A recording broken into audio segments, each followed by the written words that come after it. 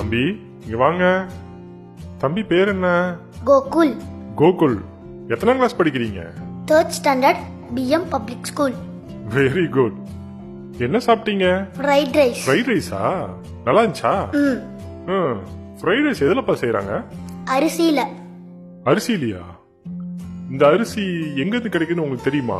அப்பா ஃபோன் பண்ணுவாரு, டிபார்ட்மெண்டல் ஸ்டோர்ல இருந்து வரும். அரிசி டிபார்ட்மெண்டல் ஸ்டோர்ல இருந்து வராது தம்பி, வயல்ல இருந்து வருது. வயலா? ஆமா, நல்லா தண்ணி இருக்கு நிலமா பார்த்து டிராக்டர் வச்சு உழுவாங்க. அதுக்கப்புறம் திருப்பியும் தண்ணியை விட்டு திருப்பியும் உழுது அதுக்கப்புறம் விதை நெல்ல போடுவாங்க. அந்த விதை நெல்லாம் கொஞ்ச நாள்ல நல்லா நாத்தா வளர்ந்து நிக்கும், ரொம்ப நெருக்கமா வளர்ந்து நிக்கும். அப்ப அந்த நாத்தை அங்க இருந்து எடுத்து நல்லா பிரிச்சு இடைவேளை விட்டு நட்டு வைப்பாங்க. அதுக்கப்புறம் மாசக்கணக்கா வயலுக்கு நல்லா தண்ணியை விட்டு புழு பூச்சி அண்டாம உரத்தெல்லாம் போட்டு கண்ணும் கருத்துமா பாத்துக்கிட்டா நெற்கதிர் நல்லா வளர்ந்து நிக்கும்.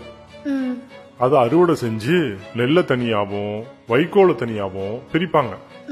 அதுக்கப்புறம் அந்த நெல்லை நல்லா வேக வச்சு வெயில நல்லா காய வச்சு அரைச்சாங்கன்னா அரிசி கிடைக்கும். இந்த அரிசியை தான் பேக் பண்ணி உங்க வீட்டுக்கு பக்கத்துல இருக்குல்ல அந்த டிபார்ட்மெண்ட் ஸ்டோர் மற்ற கடைங்கெல்லாம் அதுக்கெல்லாம் அனுப்புவாங்க. அங்க இருந்துதான் எல்லாரும் அரிசியை வாங்கி சமைச்சு சாப்பாடாவோ இந்த மாதிரி ஃப்ரைட் ரைஸாவோ நம்ம இலைக்கு வருது. இத்தனை மாசமா இவ்வளவு பேரு கஷ்டப்பட்டு உழைச்சி உன் தட்டுக்கு வந்து சேர்ற இந்த சாப்பாட்டை இப்படி வேஸ்ட் பண்ணலாமாப்பா?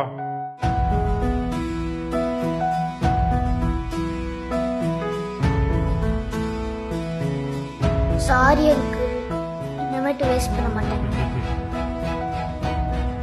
உனக்கு எவ்வளவு சாப்பாடு தேவையோ அது மட்டும் தான் எடுத்துக்கணும். அதுதான் உனக்கும் நல்லது, உலகத்துக்கும் நல்லது.